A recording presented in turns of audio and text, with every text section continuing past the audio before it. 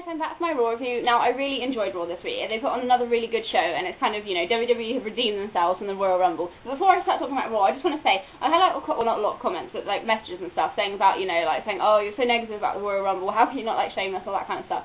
Honestly, guys, it's not that I don't like Sheamus. That's not what I meant. I do like him. Like, last year with Del Rio, I was, like, really like, ugh, because I don't even like him. I don't mind Sheamus, honestly. I like the guy. But I just can't picture him as, you know, like, the champion. I just can't get into, you know, his stuff, and I just, he's not the kind of guy that really makes me want to, you know, really watch it. Fair enough, maybe he might, you know, improve and stuff, and it might be better by the time he gets to WrestleMania, and it also kind of depends on who he's facing, because at the moment, if it's Sheamus versus Daniel Bryan, then I'm going to be like, oh, not really interested in that match. So I'm not, you know, knocking Sheamus at all, saying, you know, oh, not like he doesn't deserve it. That's not what I said at all, and some people said, oh, what, you rather Orton win? Well, I did actually say in my last video that I didn't want Orton to win it. I just really wasn't expecting Sheamus. I honestly thought it was going to be Jericho or Wade or someone, you know, like that. I know, yes, like, hey, it was a surprise that Sheamus won, you know, and it was a bit, you know, not really expected, although some people said they did expect it. I didn't, but, you know, that's just my view. So, you know, honestly, if you guys who like Sheamus and were glad he won, that is fine. I'm not saying you're wrong to like it, just me personally, I felt a bit like, oh, like, I wasn't really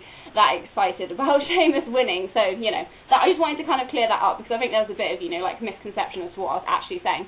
But, you know, anyway, so on to Raw, which was a really good show. So I was really pleased with Raw, because I was like, oh, yes, we're back on track again, because I was really worried that it was going to kind of go, like, downhill. But, you know, it was good. So, John Laurinaitis comes out at the start, and he says that he's confident about his, oh, I can't even talk. He says that he's confident about his performance review, and he sets the Elimination Chamber match. And even though they'd already, like, said it on, like, WWE.com, I'm sure it was, like, you know, actually, like, the day of Raw, so before the show aired, they actually had already announced it. And I mean, why would you do that for? What?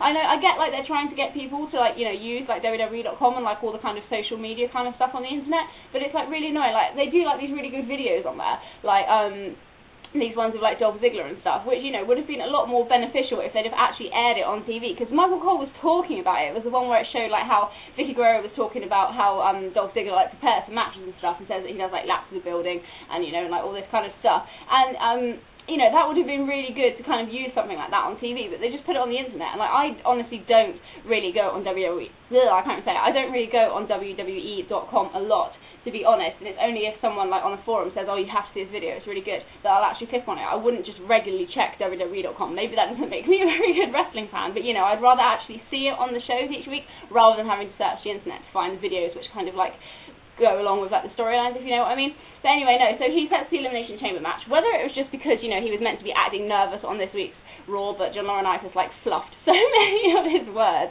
and said, like, the Elimination pay-per-view. I was like, if they changed it to Elimination now and not Elimination Chamber.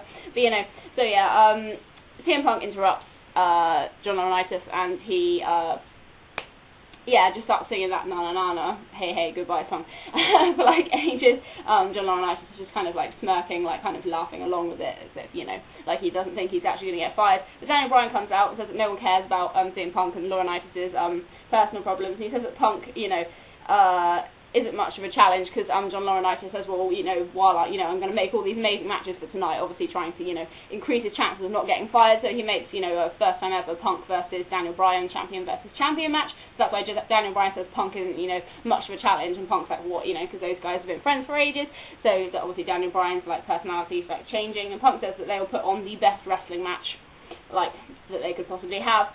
Then Sheamus comes out, gets quite a big cheer from the crowd, and he says that with the luck of the Irish, he will be the champion after WrestleMania. He kind of goes, he goes up to both of them and says, oh, I'll either be, the World Heavyweight Champion or the WWE Champion. The crowd didn't really respond. Obviously, I don't think it would be Punk versus Sheamus. I'm more inclined to think at this moment in time that it's going to be, you know, Sheamus versus whoever the World Heavyweight Championship might be. If it was Sheamus versus Daniel Bryan, wasn't that, like, the dark match from WrestleMania last year? So that'd be, like, really weird for that to actually be one of the title matches, seeing as last year it wasn't even, like, you know, considered to be, like, part of the actual event.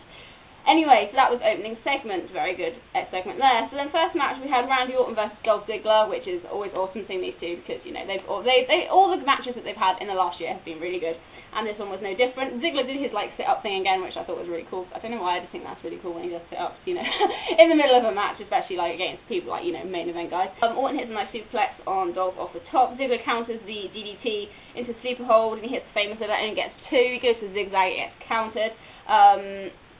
Also, yeah, Orton's on the outside. He throws Ziggler into the barricade, and he does then hit his I was gonna say DVD off the rope, and then he hits the RKO for the win.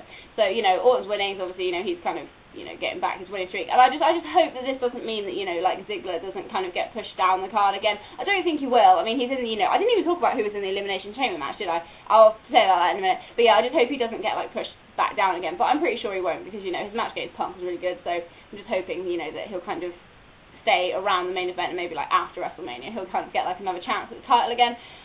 Yeah, so Elimination Chamber match obviously is going to be for the WWE Championship. How long have they actually been doing it where, you know, it's actually for the title? Because didn't the Elimination Chamber match always used to be like #1 contendership spots?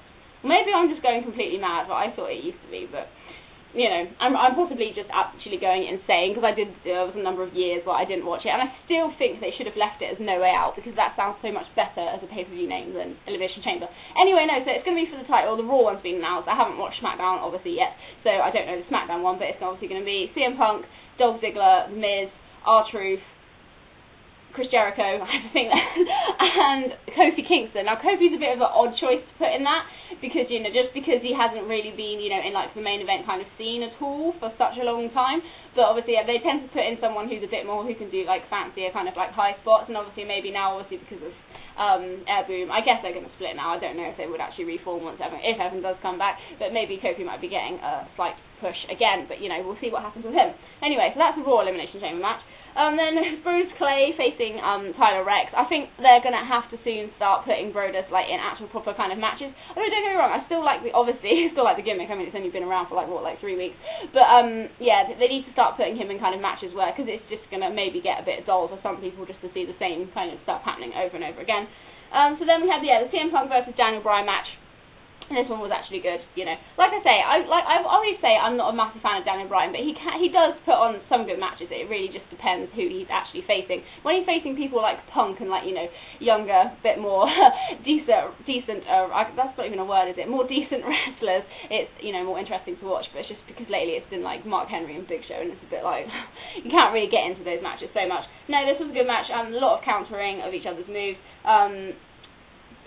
Bryan hits a nice missile dropkick. Punk headbutts Bryan off the top, and he hits a diving elbow. And that only gets a 2 count. And then Daniel Bryan kind of, you know, is like on the outside of the ring. You know, Punk's obviously kind of gonna maybe set up to, like, you know, hit the GTS like when he gets back in the ring. But then Jericho runs out and attacks Bryan and kind of throws him into like the barricade, which so the ref like obviously DQs Punk.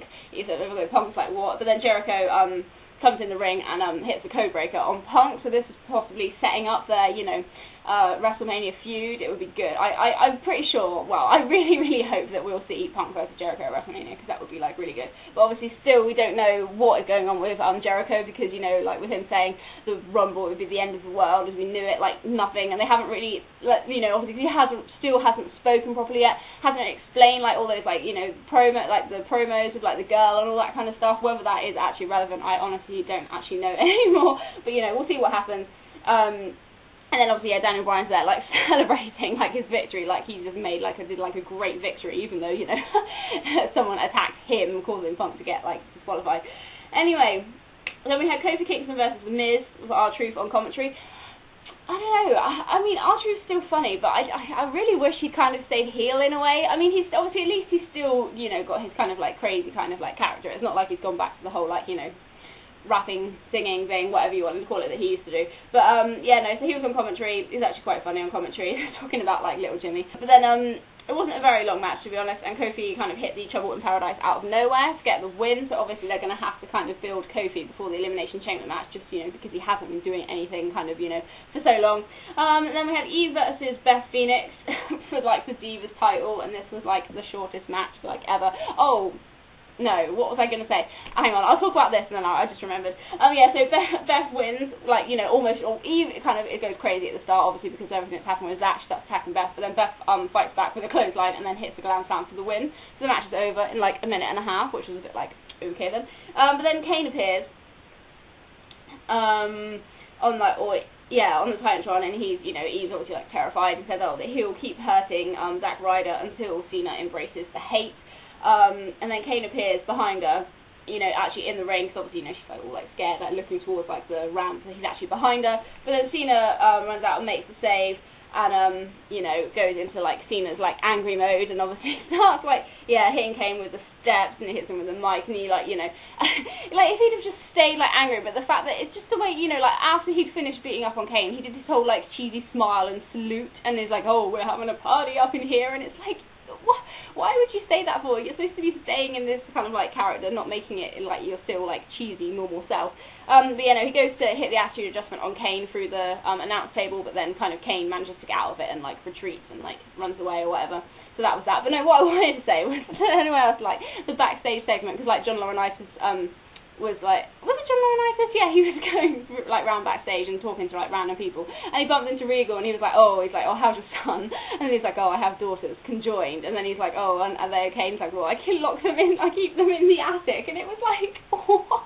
That was like the most random thing I've ever heard. Like, why would you say about having conjoined daughters and keeping them in the attic? But anyway, no, that was just something completely random. It was just like one of the most random lines I've ever heard on, you know, Raw. But you know, oh, Regal's funny. But anyway, so then we have the last segment. Obviously, you know, whether John Laurinaitis was going to get fired or not. Obviously, you know, Triple H is coming back. So Laurinaitis comes out and he says that everyone has appreciated his work on Raw, and he's like says that when they do self-assessments, he gave himself like a 5 in like lots of different categories, you know, for like creativity and like, you know, just like everything pretty much. I can't even remember what the things were. But then Triple H comes out, you know, cuts him off before he could say anything else that's even stupider. And he says that Laurinaitis used his role to try to make himself a star. Laurinaitis argues with that and says that he didn't. Triple H says, you know, you did.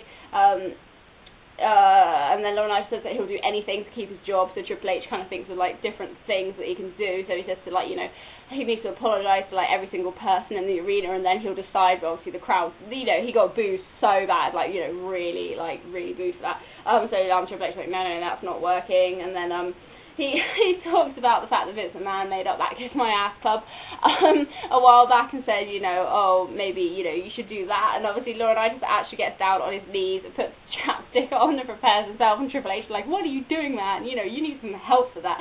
You know, the fact that he actually was going to do it, which that was actually quite funny. And then he says that the board of directors has, you know, realised now that Triple H, you know, he's put all his personal problems with people aside, and he says that he can return as the Raw General Manager whenever he likes, and he's just literally preparing probably to fire Laurinaitis when, you know, the lights go off and you hear the gong for like Undertaker. And of course I completely, you know, he always usually comes back around about this time. Normally I think it was after Elimination Chamber last time, didn't he? But he always comes back around this time, and you know, like, you know, I'm not a massive Undertaker fan, you guys know that, but, you know, it was actually quite a surprise, you know, it was quite cool. I was just thinking, please do not go in the ring like last year and just stare at the WrestleMania sign. And what did he do? He got in the ring, walked up to Triple H, stared at him for like a minute, and then stared at the WrestleMania sign, and I was like, can't they think of anything more original than just staring at that stupid sign? But does anyone else not think that Undertaker looked like really weird? I don't know if it was his hair or something, but he just looked like really different. I don't know, I can't quite put my finger on what it actually was. But you know, so yeah, he stares at the sign, looks at Triple H, looks at the sign again, looks back at Triple H. Triple H kind of almost goes to look at the sign, but then just like pats Undertaker like on the shoulder and walks away and just leaves, like doesn't give him like, you know, like an answer like or anything. So that was actually quite cool, because I was thinking, oh, I'm just going to do the same as they did last year. But because he's actually just, you know, like, no, because obviously he's like weighing up his responsibility, or like whether he wants to, you know, actually, you know, wrestle again or just be like the Raw kind of GM, whether that's more important to him at the moment. So that's quite cool that we don't actually know. And obviously maybe it's going to kind of be like obviously with Shawn Michaels and Undertaker a couple years ago, you know, Undertaker kept saying no, you know, but HBK kept like persisting, and you know, and eventually made him face him. So whether, you know, we will see Undertaker versus Triple H again at WrestleMania, I don't actually know. I don't mind, like last year's match was good. So I was a bit like, well, you know, just because I was like, oh, I don't really want to see that. But you know, if the match was as good as last year, then you know, I don't mind seeing it again. But you know, I don't really know who else he would face, because I'm going to assume that this surely has got to be like the last year for Undertaker, you know, because it'll be like 20. I don't know if he actually, you know, if he does win. I just don't think that they will still keep going with that. But then I don't think, like, because a lot of people in the forums have been saying, oh, you know, that someone should like break it. But I you know, I think that they should keep it. The streak shouldn't be broken.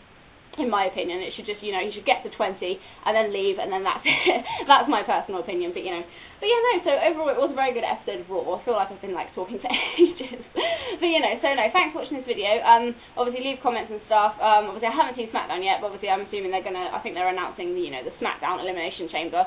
Don't really know who they'll put in that, to be honest. I'm hoping it's gonna be, like, Bryan, Orton, Barrett, Rhodes. I don't know whether they might put in Big Show, to be honest. Well, I don't know. Would they put in Sheamus, seeing as he's, like, you know, like, got the match at WrestleMania anyway? I don't really know, but, you know, that's my guess as to who could be in it. But unless they do Orton and Barrett, like, separately, I suppose, or maybe save that for WrestleMania. I don't know. I honestly don't know what's going to happen. Now that, you know, Sheamus has, like, won the Rumble, it has made it a bit more, like, you know, unpredictable. Like, I can't really predict who's going to be, like, in the matches and stuff. But yeah, no, anyway, so I'm going to finish talking now. So thanks for watching this video. Yeah, keep leaving your comments and stuff. Keep subscribing if you haven't to me. Right, well, you can't keep subscribing because once you subscribe once, that's it. But you guys, you knew what I meant anyway. So, yeah, I am going to go now. So, no, thanks for watching this video, and I will see you guys next time. Bye.